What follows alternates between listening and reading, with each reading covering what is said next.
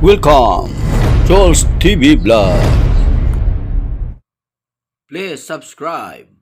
Hello guys, good morning. Gawa tayo guys ng horse soup.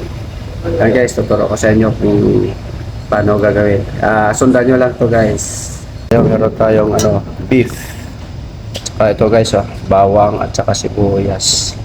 Meron tayong beetroot at saka carrots. Meron tayong bigas, 1 cup yan guys. At saka cabbage.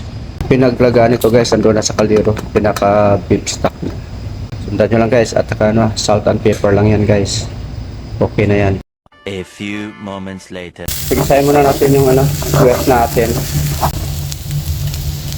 Tapos sunod natin yung bawang guys, yan ganyan sa guys, mga European. Una muna yung sibuyas bago yung bawang. Opposite siya sa Pinoy na gawain guys, inuuna yung bawang bago yung sibuyas. Guys, inulog ko na yung meat natin doon sa may beef stock niya. Isarili niyang sabaw kanina. Bali, tinadtad lang natin ng maliit. Kaya na guys. So, ayan na guys. Hulog na natin. So, same process lang yan guys. Saka yung natin, gulay mamaya guys. Hulog lang yan sabay-sabay.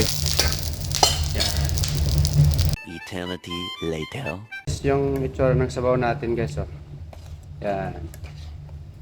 Kulay siya guys, violet. Nice. Oh my God!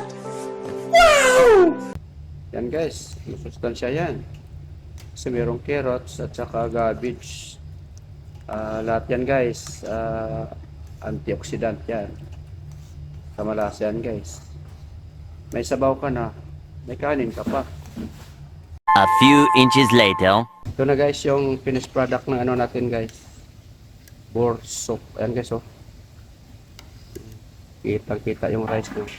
Parang arroz caldo sa atin. Pero masarap guys. Masustansya. Yung kulay violet kanina na katas ng beetroot na wala. Naagaw ng ng carrots. Okay din guys. Try nyo guys. Bye-bye. Thank you for watching. Subscribe and click notification bell. Joel's TV Vlog.